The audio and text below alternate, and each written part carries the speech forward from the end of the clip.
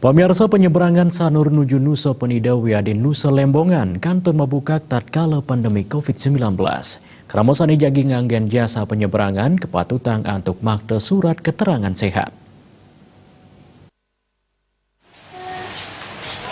Kepala Syah Bandar Wilayah Kerja Sanur Tony Ebok Timosang penyeberangan kantun mabuke majang krames saking Nusa Penida Wiadin Lembongan tur kejan tenang krames tateng margiang SOP COVID-19.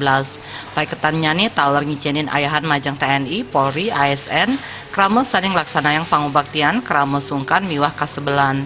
Krames sane jaki nyebrang patut nagingin prasarat antuk makte surat keterangan sehat miwah bebas COVID-19 saking puskesmas.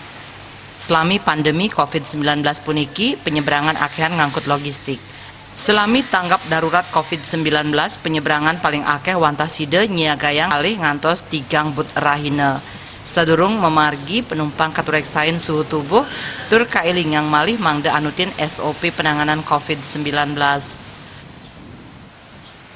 Beritahukan bahwa syarat-syarat dari penumpang untuk menyeberang ke Nusa Penida maupun Palembang itu minimal membawa surat keterangan sehat, baik itu keterangan rapid test, keterangan sehat dari dinas kesehatan, dari rumah sakit, puskesmas ataukah dari klinik. Kemudian dalam perjalanannya harus senantiasa menggunakan masker, menjaga jarak, dan selalu menjaga kebersihan.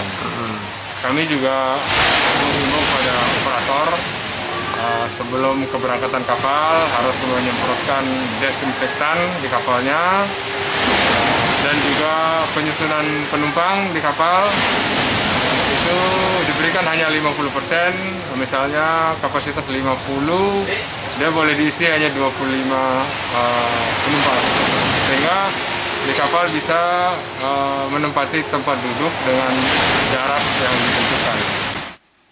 Nanging kahanan sasi sekali mangkin sanen enten janten paiketan ipun taler nguduhang operator but antuk stateng utamayang ketereptian santukan ombak ageng mangde side mastikayang keselamatan penumpang. Putu Ratna, Bali TV.